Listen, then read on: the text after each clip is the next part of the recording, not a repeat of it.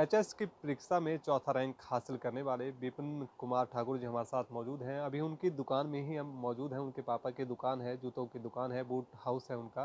और सबसे पहले हम विपिन जी से बातचीत करेंगे और जानेंगे सफलता का राज क्या है, किस तरह से पढ़ाई करते थे और किस तरह से इन्होंने तैयारी की, क्यों इन्होंने प्राइवेट नौकरी छोड़ी और फिर प्रशासनिक सेवा का रुख किया। सर, स्वागत है आपका। Thank you sir, thank you so much sir. पहले तो बधाई आपको। और क्या है सफलता का राज? सर सफलता का राज यही है कि प्रभु का आशीर्वाद रहा है और माता पिता जी का सहयोग रहा है और बाकी अपनी मेहनत रही है सर। जी सर। पढ़ाई किस तरह से रहती थी और जब आप नौकरी छोड़कर आए कोविड में, उसके बारे में थोड़ा सा हमें बताइए। जी सर। सर सिविल सर्विसेज का मैंने पहले से ही मेरे दिमाग में था। जब मैं कॉलेज में था 2015 में, तब मेरे कुछ फ्रेंड्स थे जो तैयारी कर रहे थे, तो मेरे दिमाग में भी ये विज़न था। लेकिन मेरी फर्स्ट प्रायोरिटी ये थी कि जैसे ही कॉलेज से पास आउट होऊंगा तो मेरे को प्लेसमेंट लेना है सर, और फिनेंशियली इंडिपेंडेंट होना है। और जब कोविड का टाइम था तो मैं फिनेंशियली भी थोड़ा इंडिपेंडेंट था और तैयारी का भी समय मिल गया था, तो उस दौरान मैंने फुल प्रिपरेशन शुरू कर दी सर। मतलब कॉलेज की पढ़ाई के दौरान ही आपकी जो प्रशासनिक सेवाओं में आपकी रुचि थी? जी सर, जी सर। कॉलेज के दौरान ही सर। कॉलेज के दौरान भी नहीं, जब फाइनल ईयर था तब कुछ लोग बच्चे थे हमारे फ्रेंड्स, उन्होंने शुरू कर दिया था, तो वहाँ से मुझे भी रुचि आई थी सर इस। अ, पढ़ाई जब पढ़ाई करते थे तो किस तरह की टाइमिंग आपकी रहती थी, तैयारियां किस तरह से, और लगातार कब से आप तैयारी में जुटे थे इसमें? सर 2019 एंड में मैंने शुरू कर दी थी तैयारी सर। सर चंडीगढ़ में चाणक्य इंस्टीट्यूट हैं, नमन सर, जिनको मैं मेंशन करना चाहूँगा। उनके गाइडेंस में, उनसे मैंने 2-3 सब्जेक्ट्स पढ़े थे, वहाँ से मेरी शुरुआत हुई थी। और उसके बाद मैं civil square academy Chandigarh, Bhushan Rohta sir, और सिविल स्टैप इंस्टीट्यूट, उनके साथ भी जुड़ा हुआ था सर। तो सभी इंस्टीट्यूट के कुछ ना कुछ जो भी मेरे को अच्छा लगता था, वहाँ से मैं इनपुट लेके आउटपुट में क्रिएट किया हूँ सर। घर में पढ़ाई का किस तरह से, परिजनों की तरफ से, माता पिता की तरफ से क्या सहयोग रहता था आपको, किस तरह से, क्योंकि लगातार आप पढ़ाई में लगे रहते थे जैसा कि हमारी पहले बातचीत हुई। जी सर। सर आज तक मैंने जो भी डिसीज़न लिया है, मेरे माता-पिता ने मुझे फुली ट्रस्ट करके सपोर्ट ही किया है। इनको इतना विश्वास था कि जो भी मैं कर रहा हूँ, वो सही कर रहा हूँ, तो इन्होंने पूरा सपोर्ट किया है सर। फ़ाइनेंशियली भी, मेंटली, साइकोलॉजिकली हर तरह से मुझे सपोर्ट किया है, और इनको विश्वास था कि मैं अच्छी चीज़ कर रहा हूँ, तो। एक इंजीनियर के लिए क्या चुनौतियां मानते हैं? इंजीनियरिंग की पढ़ाई की है, उसके बाद प्रशासनिक सेवाओं में जाना एक थोड़ा अलग फील्ड होती है। और पब्लिक डीलिंग का आगे आपको काम देखना है, लोगों से मिलना है, लोगों के काम करने हैं, लोगों की सेवा करनी है। किस तरह से देखते हैं इसको? जी सर। सर इंजीनियरिंग एक बहुत अच्छा फ़ील्ड है। हालाँकि लोग बोलते हैं कि इसमें जॉब्स नहीं है, लेकिन जो व्यक्ति इंजीनियरिंग करता है, उसका सोचने का दायरा जो है वो बहुत बढ़ जाता है सर, क्योंकि वो हर चीज़ को साइंटिफिकली सोचता है। तो मुझे उस चीज़ का वो बेनिफिट लगता है। और प्रशासनिक सेवा एक बहुत अच्छी सेवा है, जहाँ जो भी मेरा इंजीनियरिंग बैकग्राउंड से मैंने सीखा है, मैं उसका भी उपयोग समाज के अच्छे के लिए कर सकता हूँ सर। जो युवा तैयारी कर रहे हैं प्रशासनिक सेवाओं की, क्या सलाह देंगे उनको कि किस तरह से टाइम मैनेजमेंट करें, किस तरह से पढ़ाई करें, और आपकी क्या टाइमिंग रहती थी? सर जो भी युवा अभी प्रिपरेशन कर रहे हैं, मैं उनको सबसे पहले यही बोलना चाहूँगा कि किसी भी पाथ में जो भी आपका गोल होता है, उसके लिए एक गाइड होना ज़रूरी है, ताकि वो आपको टाइम टू टाइम बताता रहे कि आप सही डायरेक्शन में चल रहे हैं। चल तो हर कोई रहा है, लेकिन कुछ लोगों को पता नहीं है कि वो सही डायरेक्शन में चल की रहे हैं या नहीं। तो इस एचएस की परीक्षा में भूषण रोहटा सर मेरे गाइड रहे हैं। जब भी मुझे कोई भी डाउट होता था, तो मैं उनसे ही क्लैरिफाई करता था और उन पे ब्लाइंडली ट्रस्ट करता था। तो मुझे ये हेल्पफुल हुआ है। और टाइम मैनेजमेंट की बात ये है कि सर मैं बच्चों को ये बोलना चाहूँगा कि हर दिन जैसे ही वो रात को सोते हैं, तो सोने से पहले अपने हर दिन का एक प्लान बनाएँ। हर दिन को डिवाइड कर लें कि ये 1-1 घंटे में मुझे क्या करना है, जिससे आपकी आउटपुट अच्छी आती है सर। तो मैं तो यही करता था, हर दिन मेरा प्लान रहता था मतलब सर। हर दिन आपको प्लान तैयार हाँ जी करना सर, है। रात को सोने से पहले मैं अपना एक डायरी में प्लान कर लेता था कि कल मेरे को 1-1 घंटे में क्या करना है, तो सुबह से लेकर शाम तक प्लान्ड होता था सर। इंटरव्यू के बारे में बात करेंगे, किस तरह के सवाल पूछे गए थे, किस तरह से आपका इंटरव्यू रहा था, और क्या उम्मीद थी इंटरव्यू के बाद आपको कि किस तरह से आपका सिलेक्शन रहेगा?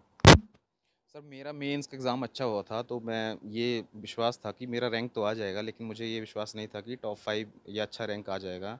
और इंटरव्यू मेरा अच्छा गया था सर। बेसिकली इंटरव्यू आपका नॉलेज चेक नहीं करता है, क्योंकि नॉलेज तो आपका मेंस में चेक हो चुका है। वो बेसिकली आपका पर्सनैलिटी टेस्ट है।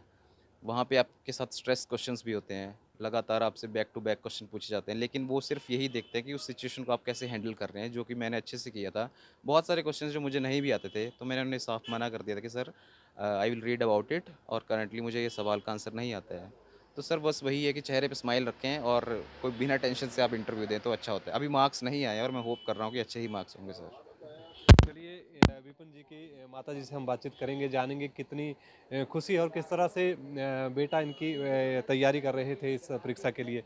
जी मैम, क्या कहेंगे? मैं तो बोल रही हूँ मतलब अच्छा हुआ माँ बाप को तो अच्छी खुशी होती है जब उनका बेटा कोई अच्छे से निकल नहीं जाए तो खुशी होती है। किस तरह से पढ़ाई करते थे? कमरे में अंदर ही कमरे में पढ़ते रहते हैं, जो अपना काम लगे रहते हैं, हम अपने काम में बिजी रहते हैं, वो अपना काम करता रहता है, हमारे को तो खाने बनाने में सोशल मीडिया या कभी मोबाइल या कहीं बाहर रिश्तेदारों के कहीं जाते नहीं थे? बिल्कुल कम भी।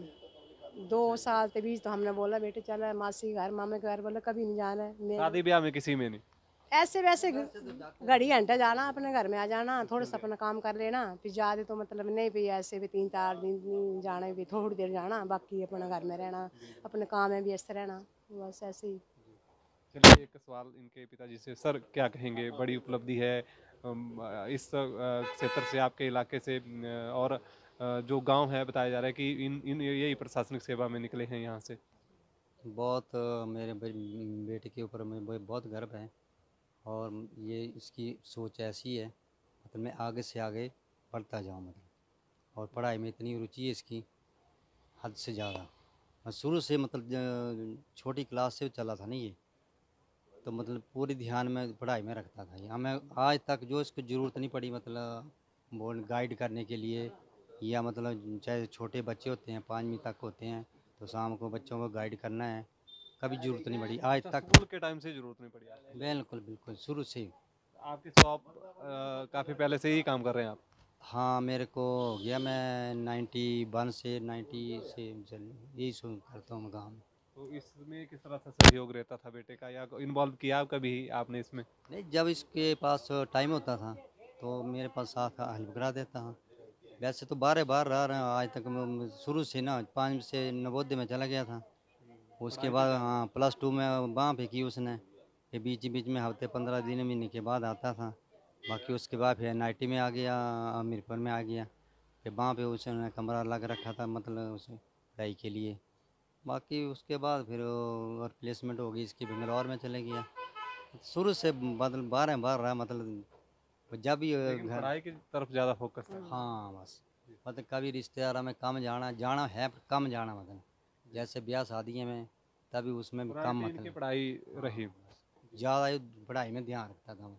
इधर वैसे 12 लड़के घूमते रहते हैं ना, ऐसा कोई मतलब नहीं। चलिए फिर से विपिन जी से लेंगे, टाइम मैनेजमेंट के साथ सोशल मैनेजमेंट, मोबाइल मैनेजमेंट, जो ज़्यादा समय आज के जो लोगों का है, यूथ का है, खाता है, क्या कहेंगे? सर सोशल मीडिया भी ज़रूरी है। लाइक मैंने भी अपनी प्रिपरेशन में सोशल मीडिया यूज़ किया है, लेकिन मैं जब यूज़ करता था उसके बाद मैं डिलीट कर देता था। फिर जब भी मेरे को यूज़ करना रहे अकाउंट ही डिलीट कर देता था सर। जब फिर से यूज़ करना रहता था तो फिर लॉगिन करके एक्टिवेट कर लेता था। और सब सोशल मीडिया, लेकिन मैं इंटरनेट तो यूज़ करता ही था सर। उसका बहुत योगदान रहा है, जैसे करंट अफेयर्स हो गए, कोई क्वेश्चन है उसका मटेरियल चाहिए तो इंटरनेट का तो बहुत हेल्पफुल रहा है सर। तो मतलब अपने हिसाब से आप यूज कर लेते थे यस सर, उसको? Yes sir. उसका भी टाइम मैनेजमेंट रहती थी कि मेरे फ़ोन में ऐप रहता था कि मैंने कितने घंटे वो यूज़ किया है, तो जो मेरा शेड्यूल रहता तो था इस डेली। तैयारी के दौरान कितनी बार आपका अकाउंट डीएक्टिवेट और एक्टिवेट हुआ, कोई है अंदाजा? सर मैं जब भी फेसबुक या इंस्टाग्राम तो मैंने डिलीट कर रखा है। जब फेसबुक यूज़ करता था उसके बाद मैं डिलीट ही कर देता था। और जब फिर से यूज़ करना रहता था, कभी मन आपको रिफ़्रेश भी होना पड़ता था, फिर से लॉगिन करके फिर से एक्टिवेट कर देता था, लेकिन फिर डिलीट कर देता था। ये चलता रहता था सर।